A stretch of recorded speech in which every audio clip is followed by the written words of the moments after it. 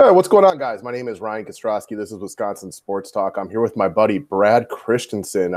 We used to work together back in the day, and we've talked a lot of baseball together. So we thought we'd come on here and have a little fun. Yeah, welcome. Hi, guys. Brad's a Cubs fan. We won't hold that against him. He's still born here in Wisconsin. He's repping his Cubs stuff. I got my Brewers stuff. If you are new to the station and you want more videos around the Packers, Brewers, and Bucks, guys, just go ahead and hit that red button that says subscribe. We're here just to kind of talk over the NL Central as, well, the game's on right now, and Chacin started off real well, but is now giving up back-to-back home runs to Colton Wong and Harrison Bader. So game's still early. It's just the first game of the year, so no big deal. First thoughts, trying to take the homerism aside, being a Cubs fan, and I'll do the same thing being a Brewers fan. Who do you think wins this division? Man, I really think the Brewers are going to win the division, as much as it pains me to say that. But I think it's going to come down between the Cubs, Brewers, and Cardinals. Cardinals will make it interesting, but I think they'll falter. And it'll be Cubs and Brewers battling for the division, but I think Brewers got it. It is a very good division. I was listening to ESPN this morning, and some lady was on there saying the NL East is the best division. And I think everybody's kind of like, huh? Like, what are you talking about? Like, Washington lost Bryce Harper. Philadelphia Phillies got him. The Braves are up and coming. The Mets got a nice pitching staff. But all in all, for me, the AL East is so top-heavy with the Red Sox and the Yankees. But this NL Central, top to bottom, there's no bad teams. Not at all. I mean, even Cincinnati did a lot in the offseason to bring that club up. May they ruin some hopes for people? They definitely could. But I don't see them contending for a playoff spot. And I'm with you. I don't really see Cincinnati or Pittsburgh in the contention. I think it definitely comes down to the Cardinals, the Cubs, and the Brewers. And as much as I just want to be a Brewers fan and say it's going to be them, I do expect a bounce back year from your Cubs. They scare me. There is a lot of talent offensively right there. Yeah, and like you've said before on other videos, fat and happy, right? They've played the last two seasons kind of like, we'll be there in the end. And I think this year they definitely have more urgency, because you could see it in spring, like the way they were talking, the way they were playing. I mean, the way they played against Boston the last two nights of spring training was just unbelievable. So, yeah, I mean, I think I was glad you went to the fat and happy term, because when you haven't won a World Series in 7,000 years and you finally get one, like I can see how you would sit around and rest on your laurels. You feel pretty good about it. The urgency wouldn't be there. Milwaukee closed hard last year. Let's give the Brewers some credit for that. But the Cubs also got stuck into like a miserable scheduling issue where they had played 46 games in 46 nights or something like that. It was something like that. It was the stretch at one point. I think it was 28 games in 29 days. It was just insane. And as a Cub fan, when that stretch came up, I was like, this is going to tell us right here what this team is for the rest of the year. And I mean, they faltered towards the end to no fault of their own. I mean, that's a tough stretch to put yourself through. But the Brewers took advantage of it. And I mean, they played really well down the stretch. They did. Christian Yelich put the team on their back. He was amazing down the stretch. He picked up right where he left off this year from last year in spring training. He absolutely crushed. I think he batted close to 500 with a bunch of home runs. Yeah, I saw some of those home runs on highlights, and it was like, oh, man, he's at it again. Yeah, what do you think the expectations for Christian Yelich should be this year? Obviously, he can't do what he did the second half of last year, because nobody is going to hit like that for a full season. He's not, Hank Aaron. No, I think, if Yelich does, right around 30 home runs, bats around 300, I think Brewer fans should be happy with that. That's kind of what I think. 30 home runs, 20 stolen bases, bat around 300, play Golden Glove defense in the outfield. You can move him around from left field to center field to right field. He's got every ability to just continue to be an MVP caliber player. It's hard to win it 2 years in a row, and there are some other really good players within the NL. So to try to repeat on that is, it's a tough stretch, but it's a guy reaching the pinnacle, in the best portion of his career. It's not like he's 33 years old. He's going to get worse. If anything, with his age, you would expect him to possibly improve. You can't really improve on that second half, but from an overall year, he's got every opportunity to match those statistics if he plays a little better in the first half. Oh, definitely. I mean, he did. He started out slow in the beginning of the season last year. So what he did in the second half, I mean, hands down won him the MVP. But, I mean, as a Cubs fan, he was just unbelievable. I mean, you can't even argue that. So speaking of the Cubs, let's go back there, and we'll kind of veer back and forth between teams as we talk about them. You had the MVP of the first half, in my opinion, with Javier Baez. Then Matt Carpenter on those St. Louis Cardinals had just an epic month and a half where he looked like the MVP. Carpenter, man, first though, Carpenter, what a year last year. I mean, he was junk until the end of May. And then he was on a tear all the way up through July. And then all of a sudden August hit and he fell off the wagon again. It was unbelievable. That was a roller coaster ride of a season if you'll ever see one, right? Trash, best player in baseball, trash. There was no middle ground on him. It was crazy. Because when he got up for that month and a half, he homered. It felt like every fifth at bat.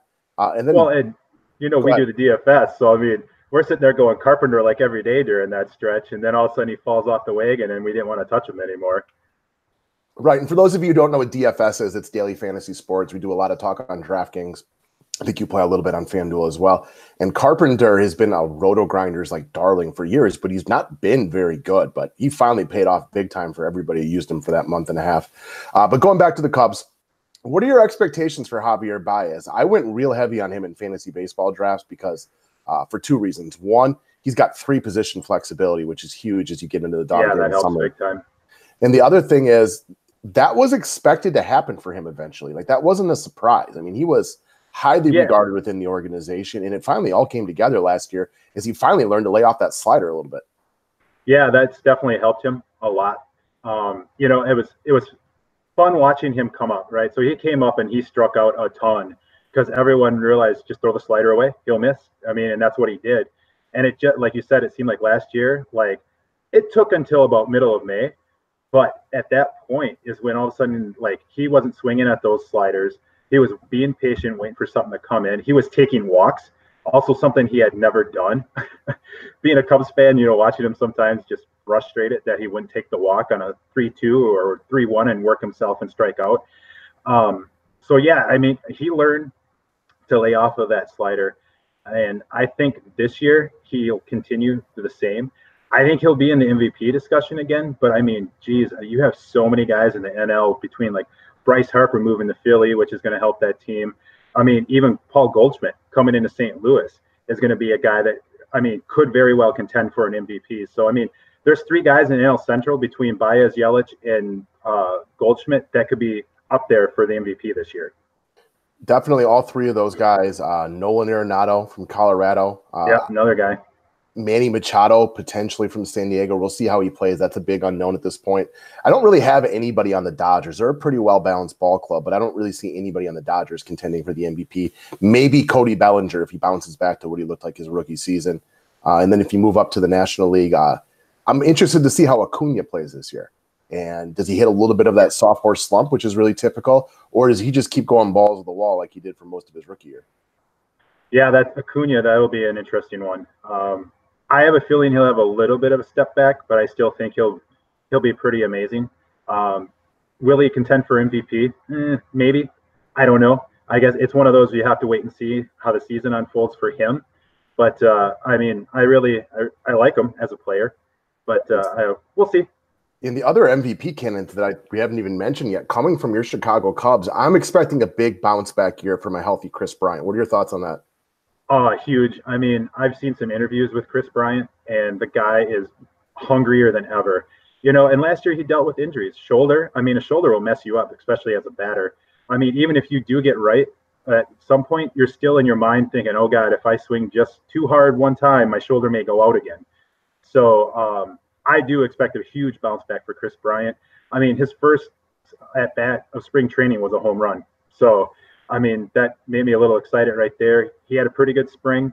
I know he had some days off, didn't play some, just because I think they want to make sure he's good for the season. So, yeah, I loaded up on him in fantasy baseball drafts this year. Every opportunity I had to get him, I took him. He's got both outfield and third base eligibility. I'm expecting a monster bounce back here from him. And again, I'm a Brewer fan, and I hate that, but I think he'll be very good this year. Again, fat and happy is the term that I think describes the Cubs the last couple of years. And with Bryant, it wasn't so much that was part of it, but more importantly, you brought up the injuries, the shoulder issue.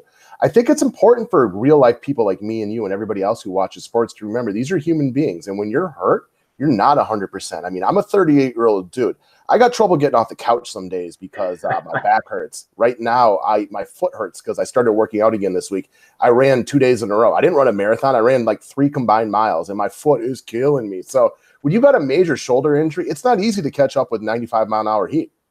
Not at all. And that was his problem. Even when he came back in September, everyone wanted him to be MVP Chris Bryant, and he was garbage Chris Bryant, because every time someone would throw 95 plus, he couldn't catch up to it. Right. Injuries are a big thing, and I don't think everybody is privy to that. Like, you and I are total sports dorks. We sit around and watch this stuff. We hear the rumblings of who is really banged up. You look at Xander Bogaerts from the Boston Red Sox 2 years ago. Everybody was complaining about him. They thought he was trash. He had a wrist injury that wouldn't let him turn the bat over. Then he comes back last year and he's really good again. You don't always hear about these things. From a Packers fan's perspective, Devontae Adams, his sophomore year, the year that Jordy Nelson went down, and everybody was complaining how bad he was. He was so injured and he never talked about it. But we had no other wide receivers, so he played through it week in and week out. Like, sometimes guys don't advertise that, and it is a big part of why they're not contributing the way on the field that you'd like them to. Yeah, I mean, sports dorks like us know this stuff. We watch sports 24/7, well, as much as we can. And, we just know when you can see a guy's like, he may be hurt, but they're not saying anything. You can just tell, like, little winces, or like just the way they're swinging differently than what they normally swing when they're at the plate. You can tell when something's not right. That's the difference between real sports fans and casual sports fans. And you guys listening to this probably know what I'm talking about. When you're sitting around with your uncle, maybe, who watches like 4 or 5 Packer games a year, and that's all he does. And then somebody drops the ball. For that kind of money, you should catch everything. You can pay me all the money you want. They're still human beings, right? They still can't always catch you. When you got a 250-pound linebacker coming to take your head off, like, sometimes there's self-preservation. It's not as simple as just, I get paid $8 million, I should catch it. Well, and you never know what's going on in their personal life either. I mean, they don't promote that stuff. And you and me, I mean, being at work, something going on in my personal life, I may not be there 100% when I'm at work. Same thing for a ball player. They got something going on, a family member sick, and you're thinking about that while you're, trying to hit 400, So you never know what's going on mentally inside somebody's head. Exactly. We used to work at a tech sales company together. A buddy of ours, Dan, who also is big into sports, we would talk about the human element of that people forget about. And we would try to relate that to, like, being in sales. Like, you can give me 100% commission on all these deals. I can't make somebody purchase something, right? It doesn't matter how much you pay me. I cannot necessarily just make something happen. These guys are always trying. They're athletes. Most of these guys are out here for the competition and not just the money. They don't ever want to drop the ball. No, not at all. I mean, yeah. Human element. All right. So, again, we kind of touched on the Cubs a little bit. We've touched on the Brewers a little bit, and we'll get back into the Brewers with a little bit more. But I do think the St. Louis Cardinals are a lot of people's dark horse, not even dark horse, kind of like their darling right now with the addition of Paul Goldschmidt. My question is, I like Paul Goldschmidt. He is a big help to this team. Is their offense still as good as the Cubs or the Brewers? Because I think Harrison Bader could have a nice year. Maybe a little bounce back from Ozuna. DeYoung's not bad. But we've kind of already touched on Carpenter. I'm just not sold on him being that great of a player. I think he's a little bit overrated. And we like Michaelis and Jack Flaherty, but there's a lot to be proven with this staff still. The guy that, if the Cardinals are going to do anything, is the one at the bottom there, Dexter Fowler. He was so good with the Cubs for those 2 years. And then he signed with St. Louis, and he's had his moments, but he's, flat out almost been trash for them. And is this the year he bounces back? Because if he bounces back, gets on base, steal bases, and gives them 20 home runs, that could be a game changer for that lineup. That could be a major X factor. Yadier Molina sitting over there, 400 years old, another opening start. Congratulations to him. He's still one of the best in the business. It's still not, for me, it doesn't quite compete with the Brewers or the Cubs offensively. Harrison Bader, their whole outfield is an X factor, I guess, a little bit, because Ozuna was a disappointment last year too. Yeah, even Ozuna, because he had maybe a 2-week stretch where he was unbelievable, but that was it. And he was so disappointing, thinking that, here's a slugger coming from the Marlins that they got. And I was like, oh, wow, that was a good trade, to get him. And then he didn't perform last year. So does he bounce back? So they were just touching on this during the Brewers game that I have on in the background right here, that he can barely throw the ball now. So we talked about the shoulder injury with Chris Bryant. It may not affect his hitting. I guess it's still yet to be determined. I think it definitely had some effects on him last year. Will he ever be the same guy he was 2 years ago in Florida? Yet to be determined, because if he can't be that guy, I'm looking up and down this lineup. You can pitch by Goldschmidt. And if Carpenter plays the way he played for the majority of last year, not just the month and a half where he was the best player in baseball, it's not that strong of a lineup. And Miles Mikolas, the way he pitches, he's a guy that he doesn't strike a lot of people out. So there's definitely the opportunity that if he pitches to contact a little bit more this year, that batting average on balls in play goes up. I do like Jack Flaherty a lot, so they do have that going for him. But Dakota Hudson, Michael Wacha, Adam Wainwright, I think people are overblowing this team potentially a little bit early on.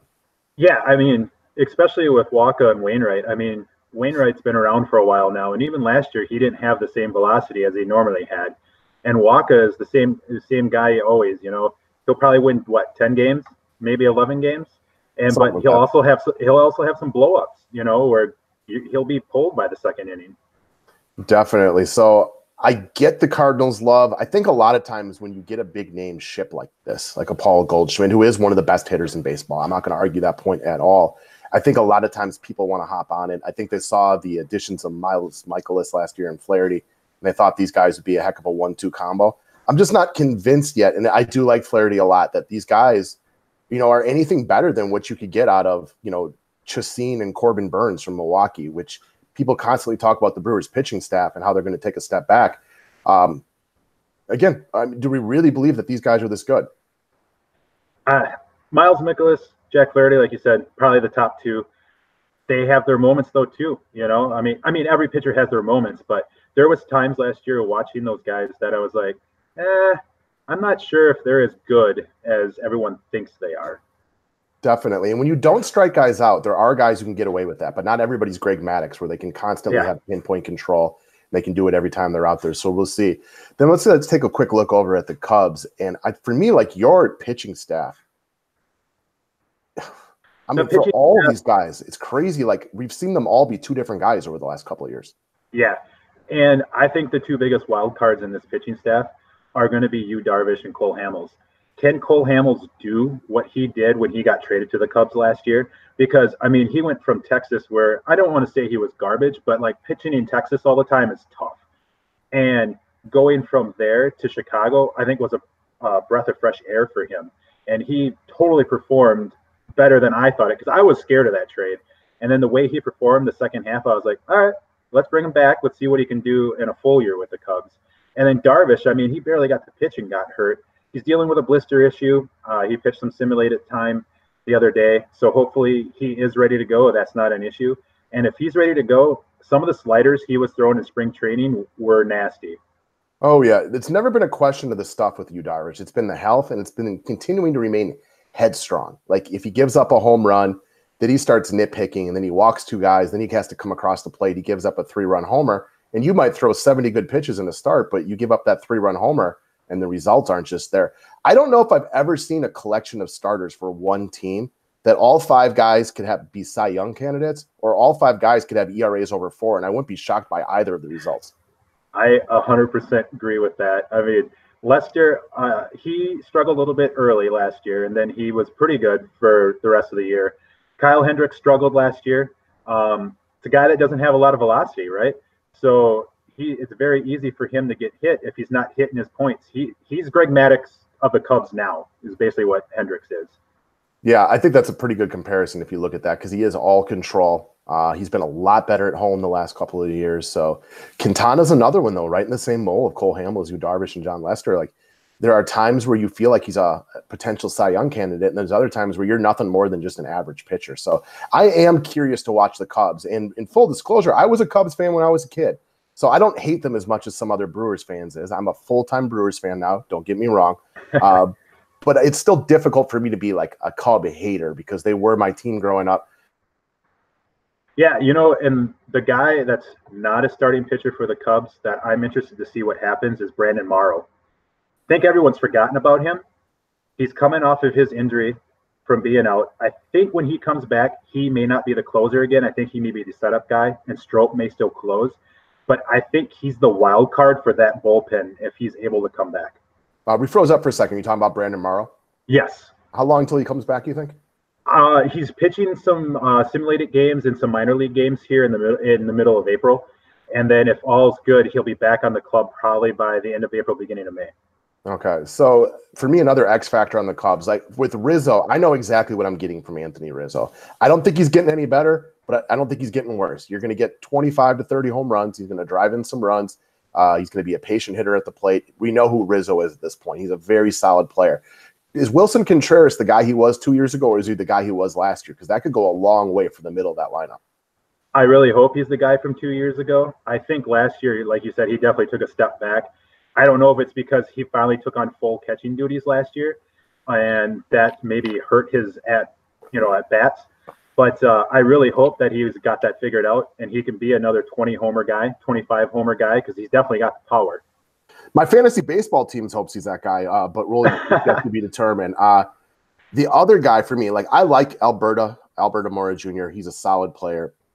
Jason Hayward has never amounted to what people wanted to be. He plays gold glove defense. He's a good leader in the locker room. He's just never turned into that 30 home run, 30 steal guy people thought he would be when he was that amazing prospect for the Atlanta Braves. Kyle Schwarber is another X factor. He might be the worst fielder we've ever seen, but if he really gets that power going, man, he's a guy who could pop 40 home runs on you. I won't argue the worst outfielder ever seen, but that's converting a catcher to an outfielder because they want him to play every day, which some guys can do it and some can't. He's gotten better, but he's nowhere near going to be a gold glove outfielder, that's for sure. But he definitely has the pop, and that's why he's in the lineup. Yeah, he's got a lot of home runs. So I think the Cubs are a big-time unknown. I will say, like, I know everybody's all over the Yankees. I'm a big Astros guy moving into this year. I think they're going to come back. Again, kind of like last year, a little bit of that post-World Series hangover. They got as much talent as anybody that there is out there, pitching and everything like that. But the Cubs' ceiling is huge. If every team in the NL Central played at their top capabilities, I think the Cubs have the best roster. They just have a lot of guys. I just don't know what I'm getting out of them yet. It goes back to that pitching staff. It goes back to Wilson Contreras, Kyle Schwarber. Is he such a liability in the outfield that you just can't play him every day? I expect Javier Baez to do Baez things, and I think Chris Bryant has a monster bounce back here. But again, I get why some people think they fade this year, and I also get why some people have them as World Series favorites because there is a lot to like here if they can just get the best out of everyone. The core is there. The core is there from 3 years ago when they won the World Series. It's, are they hungry again? Because, I mean, they won 95 games last year, but at times it looked like there was like, we'll be there type attitude. And it was like, as a Cubs fan, you don't want to see that, right? You want to see your team hungry all the time. So they seem like it more this year, especially coming out of spring training. Articles I've read, things I've heard Rizzo and Bryant say. I think they're ready. And I think in a way they were embarrassed by the Brewers in 163. I think they thought, no way the Brewers are coming in here and beating us on our home field to take the division. And once it did, you could tell they were defeated because they played like crap against the Rockies in the wild card game. Yep, and they were exhausted. I mean, that was a lot. On that too, exhausted. So, all right, let's actually talk about our hometown Brewers here because even though I think very similarly, you're a Cubs fan, but you don't hate the Brewers just like I don't hate the Cubs. That team they're fun to watch. They really are. I mean, those guys have a ball. I mean, Yelich and Kane, those guys bring a lot of energy to the team. Getting Moustakas back, I think was a big, not a big move, if that makes sense. Like, because he was in the fold, he was a free agent. Waited. They were able to bring him back. So it's not like he went somewhere and they brought him back. And I think that was a huge sign. Mike Moustakas leads baseball with a 4,000 OPS right now. What has he got, like a hitter or a home run? No, 1 for 1 with a home run. So, okay. We got Christian Yelich coming up right now with 2 guys on, so hopefully they can get to Nicholas right here and we can get an opening day win.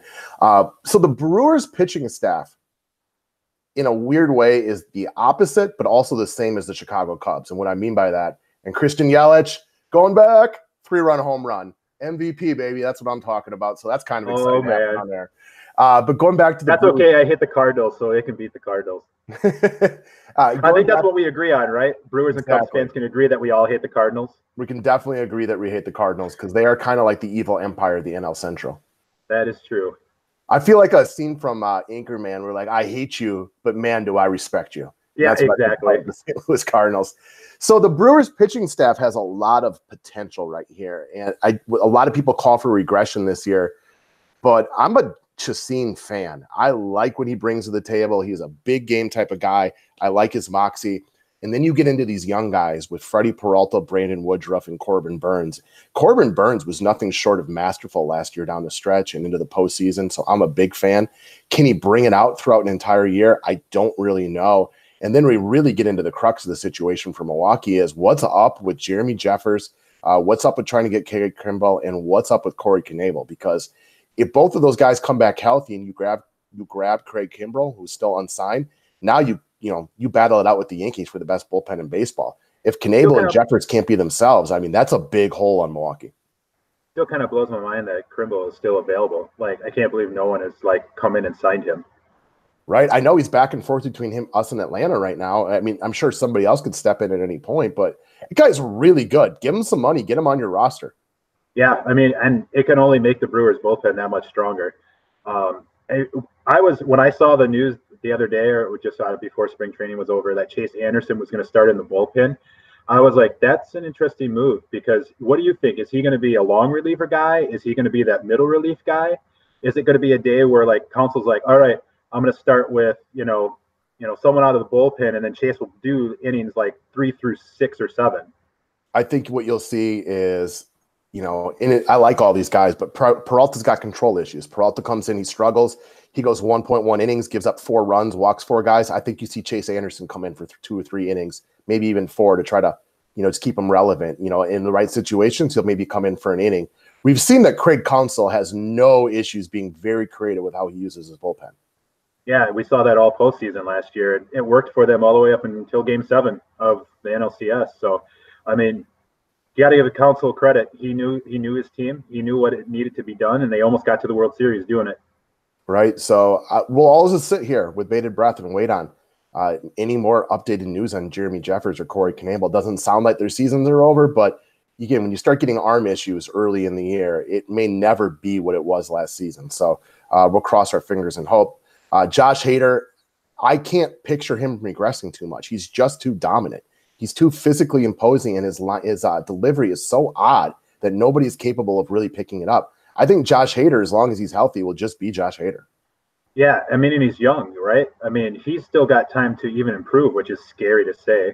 And I think he's going to be Josh Hader, and he's going to be the guy that you can turn to, that if you're in a close game and then you bring him in the 8th for a 6-out save, he'll do it. Yeah, he's virtually unhittable. They just don't see the ball that well off of him. I know he's really only a 2-pitch guy, but if you listen to Major League hitters talk, and they bring this up with a multitude of different guys, some guys just have weird deliveries. You can't pick it up. So it turns at 60 feet, 6 inches until they look at him like it's 57 feet. We're like, all right, well, that's not that much difference. That's a lot of difference when you're trying to time a guy like this who's already bringing the gas. Yeah.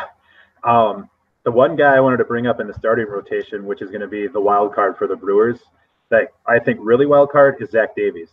Okay. What is he this year? Because we saw he was okay, and then he got hurt, and then he never even made it back into the rotation at the end of last year. So I think we got a couple of X factors right here within the starting rotation. And Zach Davies, Zach Davies was a very solid starter. I'm actually going to go pull up his statistics right now, because I think he goes under the radar for what people think of him. And maybe it's because he looks like he's 13 years old. Maybe it's because he's only 6'5", 155 pounds. Yeah. But go back to these last couple of years prior to last year. He had 3 straight seasons with an ERA under 4. And what makes that even more impressive was, the 3.9 ERA isn't anything special. That guy started the year with like an ERA of 8 through 5 starts, which means he was like a sub-3 ERA guy for the rest of the year. Yeah, and can he rekindle that? I mean, he had arm injuries last year. So does this, the offseason, spring training, does that allow him to become the guy he was? I hope so, because I think that was, to me, one of the more impressive things about Milwaukee last year. They lost their ace. Jimmy Nelson was emerging as an all-star pitcher, and then he got hurt. And what is he this year? I think that's another big question. Yes. When is he back? Yeah, Jimmy Nelson is a guy that, when he is right, I don't want to compare him to DeGrom or someone like that, but he definitely could be that. He's that next step below the elite guys when he was right. That's what he was becoming. Yeah, he's not going to probably be Max Scherzer or Jacob DeGrom, but he could be James Paxton when he's healthy, something like that. Paxton, maybe Snell. Sure. Yeah, Snell is tough to tell because he's still so young, and we've just seen him be dominant for 1 year. I'm trying to Why I can't think of anybody better off the top of my head is kind of bugging me. Zach Greinke, maybe. Yeah, Greinke is a good one. Yeah. Kind of on that level. So I like the addition of Yasmani Grandal. So if you're just a casual, baseball fan that watches the Brewers and doesn't watch the Dodgers, you saw Yasmani Grandal at his worst last year. Everybody has slumps. Everybody goes through issues. Just say he had the yips throughout the World Series or throughout the playoffs. He couldn't field. He wasn't hitting. That's not who Yasmani Grandal is. Grandal has every opportunity to pop 25-plus home runs this year. He's going to a much better ballpark for hitting.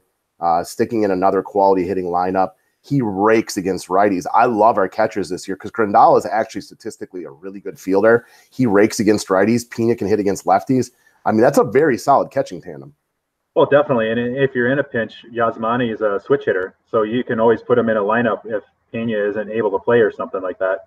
Yeah, he's not nearly as good from the right side, but it's not no, like but it's still a guy that he could get on base or draw a walk or something like that at least, All right, so I am probably the founding member of the Jesus Aguilar fan club. I have been calling for this guy to get regular at bats since well before the start of last year when I was watching him in spring training, just mashing everything.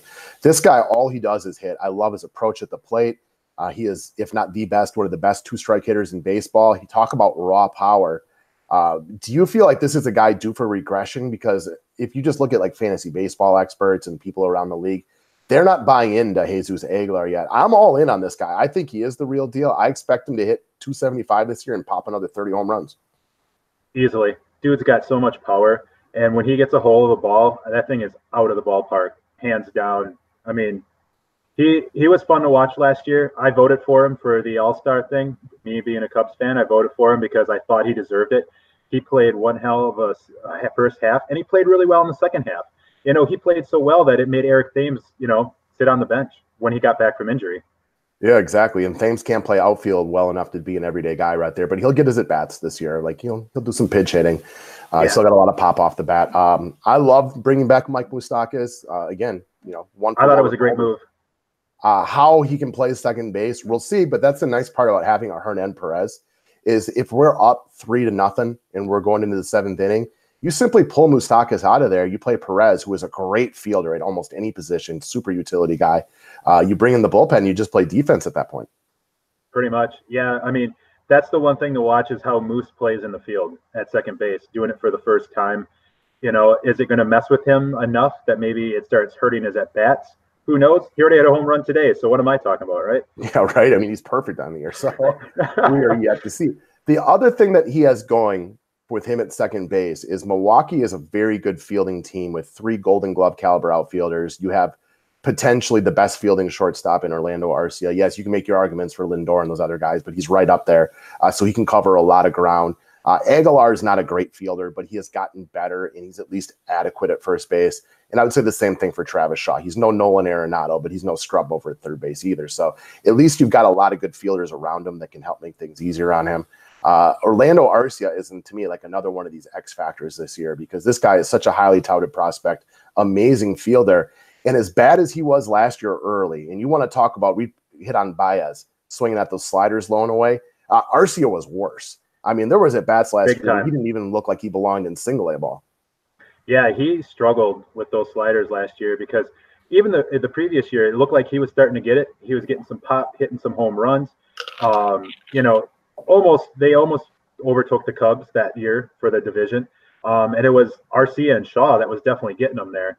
And then you go into last year and it was like, what happened to this guy?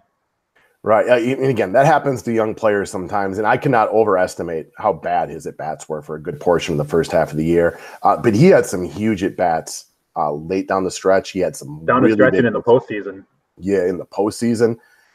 Craig Counsell, and this was, I believe, in August at some point or September even, there was a game against the Rockies at home where the Brewers made a big comeback, and he kept Arcia in when the whole world thought he'd pinch hit him, and he came up with a big hit. I felt like he got all of his confidence back right there, and he shows that he's not afraid of the big moment. Now, I just need him to play a little bit better early on because, again, he was so terrible early last year. Like, he did not even belong in the majors. So, yeah, I mean, it wasn't his defense. It was his batting. It was just terrible. Like you said, swinging at everything. And it's like, dude, you're quick too. Maybe just draw a walk, like get on base, get that confidence going. Yeah, I feel like eventually baseball, there's going to be another shift You know what I mean? Where they're going to go back and remember that you can steal bases and manufacture runs. I get that the home run's sexy and that your quote unquote analytics right now tell you just to swing for the fences every single time. But you want to know what? It's better to hit 3-run homers than 2-run homers. And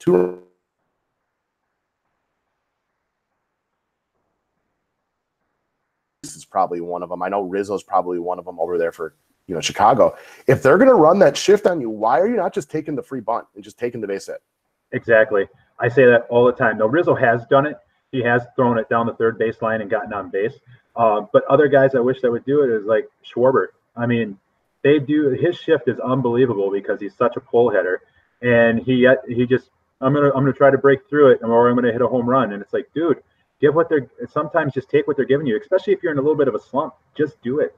Right? All you got to do is get the ball and play it on the left side. You're going to get some doubles. You could legitimately get bunt doubles with any version of speed for some of these guys. So it does. I'm glad you say it because it infuriates me too. Take the free base. Take it all day long. I would take it all day long. And you want to know what? If you keep taking it, they'll stop shifting. Exactly. And that's what it's going to take. It's going to take these left-handed hitters, these power hitters like Rizzo, Schwarber, whoever else, Bryce Harper, whoever. It's going to take those guys saying, all right, guys, I just want to get on base to help my team, put it down the third base line, and you do that enough, they won't shift on you anymore. Right? I want to hit 400? Take all these free hits. They will move away. And I was getting so annoyed this offseason. Should baseball ban the shift? No, they shouldn't, because you can do whatever you want. There's no rules saying where you should have to put it there, and don't change it to make that. Make the players, break the shift. If exactly. That was, if I was a team like the Kansas City Royals or the Oakland Athletics, small market team, I would start playing baseball a different way, because you're not going to compete with the Yankees and Boston Red Sox trying to hit home runs because you don't have JD Martinez and Aaron Judge. Right. And Kansas City has got 4 guys that can steal a ton of bases. Right. And we've been talking about that all preseason, that Mondesi, Whit Merrifield, and Billy Hamilton. For me, I would just keep running. Take all those free bases, get on base, steal. It's not the sexy way to do it, but you don't have guys who are going to pop 40 home runs. So go back and watch Moneyball and remember what it was all about, trying to win a different way. Yeah, and I was watching the Nationals and Mets earlier, and Trey Turner got on base, boom, stole second, like his first time on base. That guy, he led that team with steals last year, and the Brewers led actually all of MLB with steals with 124. But that's the big thing. Get on base. Let's get back to what baseball was: stealing bases, moving guys over the National League way. Right. You can get it done that way. There's ways to be scored. Now, all right, I think we kind of talked over what we're looking at. We're not going to spend really any time going through the Pirates and the Reds because, quite simply, we don't think they're relevant. Again, I don't think they're bad teams. I don't think you're insane to like the Cincinnati Reds or the Pittsburgh Pirates. But it really comes down to us. Like, these 3 teams, the Cubs, the Cardinals, and the Brewers, are really good. And there's divisions where I would put the Cardinals as the favorite to win it. I just think the Brewers and the Cubs are a little bit better, and those are the teams that I'm looking at. And if the Cubs play their best ball, I'm sorry, Brewers fans, I just think that they potentially have as high of a ceiling as anybody in baseball. Solid bullpen when everybody's healthy. You got 5 guys who could be considered front-end starters if they're pitching up to their capabilities. And we know that offense has got plenty of pop all over the place. Yeah, it does. It comes down Cubs, Cardinals, and Brewers. What happens? Do injuries play effect? Because everyone gets hurt at some point during the year. How do you play through it? How does the team react? And I think that's what it's going to come down to. Being a Cubs fan, I still think the Brewers may have the division, but it's going to be a fight, I think, especially coming down to the end of the year. And it actually might be a reason that we don't get 2 wild cards out of this division, is because we pick on each other too much. And instead of the Brewers or Cubs could be 162 in a different division, but when you got to play the Cardinals and the Cubs and even the Pirates and the Reds are not going to lay down to you. 90 wins could be enough as we all kind of take turns beating up on one another. And that's why a team like the Rockies or the Braves slide into one of those other wild card spots. Yep, exactly why. Awesome, guys. Well, thanks a lot for watching. If you haven't done yet, subscribe to the network. Brad, love to have you come on some more. We like to talk sports, and we'll go have ourselves some fun. Yeah, definitely. Thanks, guys.